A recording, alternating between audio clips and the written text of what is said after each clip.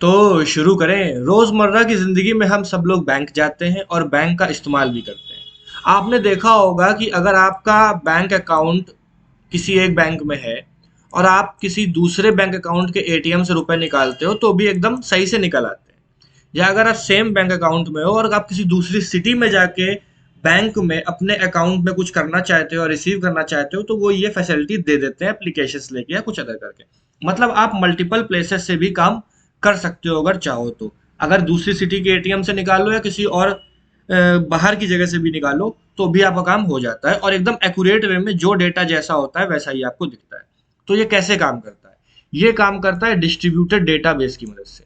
Distributed database क्या कहता है कि डेटाबेस मतलब वो सामान रखने की जगह, बेस ऑफ डेटा, जहां हमारी इंफॉर्मेशन सारी स्टोर होती है, चाहे हमारा नाम हो, चाहे बैंक अकाउंट नंबर हो, चाहे उसमें जितना बैलेंस हो, वो सब हो गया। तो जो हमारा वो बैलेंस है, हर एक बैंक जो है उसके अपने अलग अलग डेटाबेस है।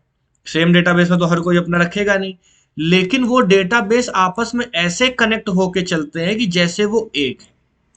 अगर आप इस बैंक के डेटाबेस में कुछ करोगे तो वो जब इस डेटाबेस में जाओगे तो वो यहाँ से उसको चेक कर लेते हैं कि अच्छा अच्छा ये आया है, क्योंकि अगर आप दूसरे बैंक के एटीएम से भी निकाल ले तो भी वो वेरीफाई कर लेते हैं। मतलब कि डिस्ट्रीब्यूटेड डेटाबेस को हम ये कह सकते हैं ऐसा डेटाबेस जो कि मल्टीपल लोकेशंस और सर्वर्स पे डिपेंड करता है। अलग अलग जगह पर चीजों को स्टोर किया गया है।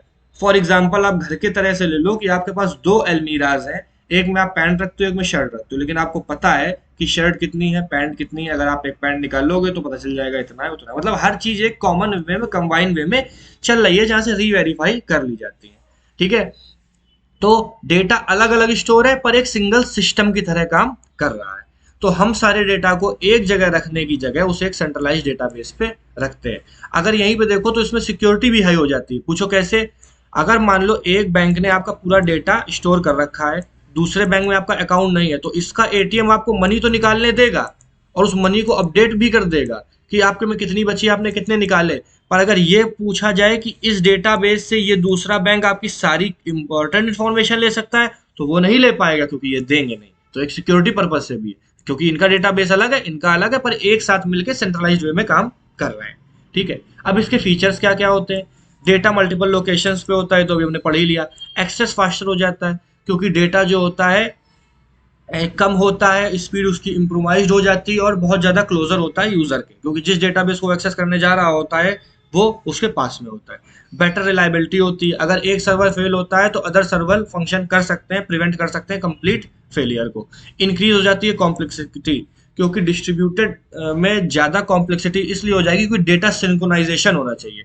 डेटा सिंक्रोनाइजेशन का मतलब है कि जो चीज़, मान लीजिए आपके अकाउंट में 50 के रुपीज पड़े थे तो दूसरे वाले में भी 50 के हुए। अब यहाँ से आपने 5 के निकाले तो यहाँ तुरंत 45 के हो जाना चाहिए, नहीं तो गड़बड़ हो जाएगा, डेटा सिंक नहीं हो पाएगा। जो चीज़ यहाँ है वही चीज़ वहाँ होनी चाहिए एक्यूरेट वे में। अब इसका इस्तेमाल हम कहाँ कहाँ करते हैं?